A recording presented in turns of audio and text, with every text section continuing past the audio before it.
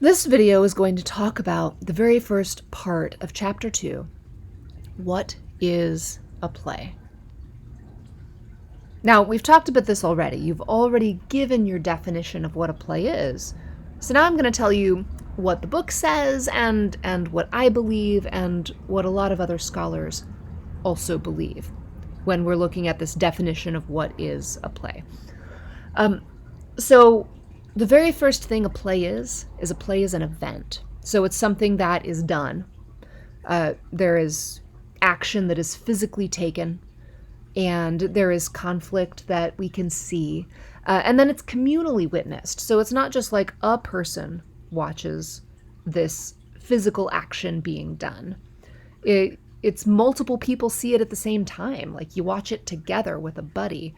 And that makes it theatrical. It's intended to be seen, right? So a play is a form of perceived action. It's not just words in a book. Now, Aristotle observed a play is an imitation of action. So notice we've got perceived action, we've got imitation of action. So it's not real life. It's not like if Bob and Susan are in a play and Bob and Susan, these characters have a fight. The actual actors playing Bob and Susan, like they didn't have a fight. That's not like a fight they're really personally having. That is something that is scripted. It's an imitation of a fight that was created by the playwright and then interpreted by the director and the actors. But we're still looking at ways that we're representing human behavior. But because we are imitating and it is perceived action, it becomes poetic, right? So we're looking at how not just the fight, the conflict, but we're also looking at, what happened before and what happened after, and what were the precise words that were chosen, and how is it framed, and what is the situation in which it occurs, and who are the people having this interaction, right? So when we think of all of these elements and we understand that they have been crafted and intentionally chosen, it becomes poetic. And can it be expanded, right, from this one thing to something that an audience can relate to? And that brings us, that idea of relating, brings us both to Aristotle's Poetics and the Natashastra, which is a Sanskrit text that talks about plays. Now, the things that's super cool about the Poetics and the Natashastra is that they were written in approximately the same time period-ish, but they were created in completely different cultures and miles and miles and miles apart, and yet they're really resonating on some similar things. And two of the major things is, first, when they talk about what a play is, they say that a play must be elevated and removed from the everyday. So it's not just a regular old conflict, but because people are watching it, and because of the way it is framed, and because of its poetic nature, it must be elevated and removed from the everyday. So it's just a little bit more interesting, a little more intense, a little more poignant. And the Poetics and the Natashastra also care about audience response. So first, they consider the social aspect. Like, it is important that these things are seen together, collectively, with people. And then they believe that there's actually a social benefit to these plays. Like, they can make society better. They can make people's lives better.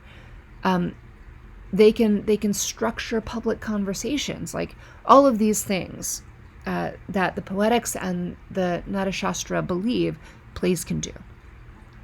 So at the end of the day, we believe that plays give us a structure through which to interpret the world, and a structure that we lack in the more disorderly stream of sensations of life, but then they also give us situations and ideas that reflect something truthful.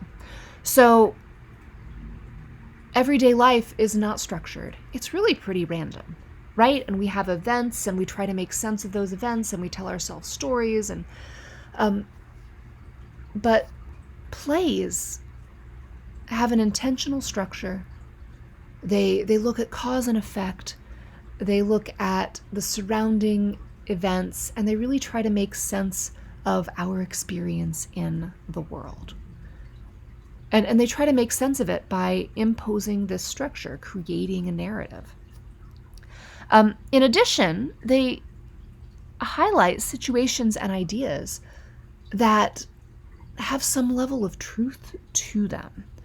So they resonate, right? You watch it and you go, oh, that's real. That is something I see in the world. That is a truth. That is an observation that I resonate with. And it gives us something to think about, right? So this is play as an event. But plays are also considered pieces of literature. Now, this is a relatively new understanding of the word play, right? The Renaissance, and by relatively new understanding, we're talking about something that happened in the Renaissance, so Shakespeare's time. But, when you're looking at Greek tragedy versus today, this is somewhere in the middle, right? So Renaissance writer Ben Jonson was one of the first people to collect his writings, which included plays and poems and essays into one large bound edition that he actually gave to people so they could read. Before this, we didn't really sell plays as text. People came to go see plays, but they didn't really read them. But Ben Jonson collected everything he'd written, put it in a book, and gave it to people so they could read it. So that's very different. Today, most people actually read plays more than they see plays.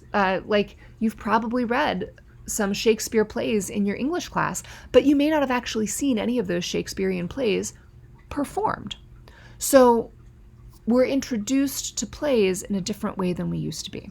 But at the end of the day, a play is a blueprint for a live production. It's not intended to be simply read. And honestly, plays are so much better when they're read aloud, because there's a lot left up to interpretation, and there's a lot that is intended to be heard, so something that feels different when we hear it and see it versus when we simply read it on the page.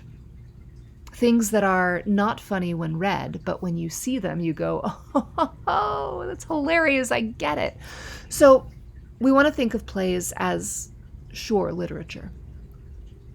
But at the end of the day, it is a blueprint for a production. I look forward to hearing your thoughts on this. Talk to you soon. Bye.